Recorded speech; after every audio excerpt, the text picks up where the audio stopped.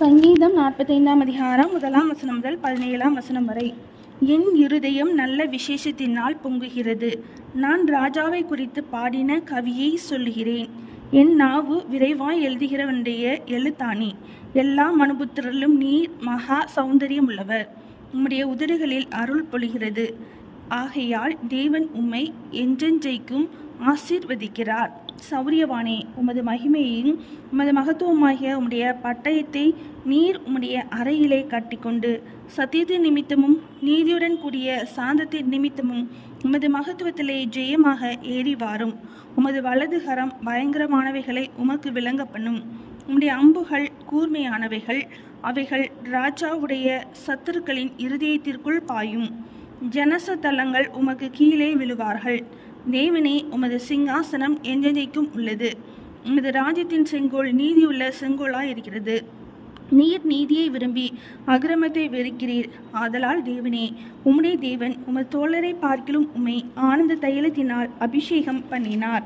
தந்தத்தினால் செய்த அரண்மனைகளில் இருந்து புறப்படுகையில் நீர் மகிழும்படி உமது வஸ்திரங்களை எல்லாம் வெள்ளைப்போளம், சந்தனம், லவங்கம் இவைகளின் வாசனை பொருந்தியதாய் இருக்கிறது.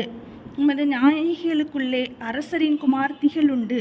ராஜஸ்திரீ ஓப்பீரின் தங்கம் அணிந்தவளாய் உமது வலது பார்சத்தில் நிற்கிறாள்.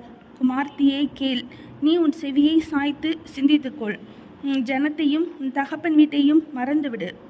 அப்பொழுது ராஜா உன் அழகில் பிரியப்படுவார். அவர் உன் ஆண்டவர். ஆகையால் அவரை பணிந்து கொள். தீரு குமாரத்தி காணிக்கை கொண்டு வருவாள். ஜனங்களில் ஐஸ்வர்யவான்களும் உன் தயவை நாடி வணங்குவார்கள். ராஜகுமார்த்தி உள்ளாக பூரண மகிமையுள்ளவள்.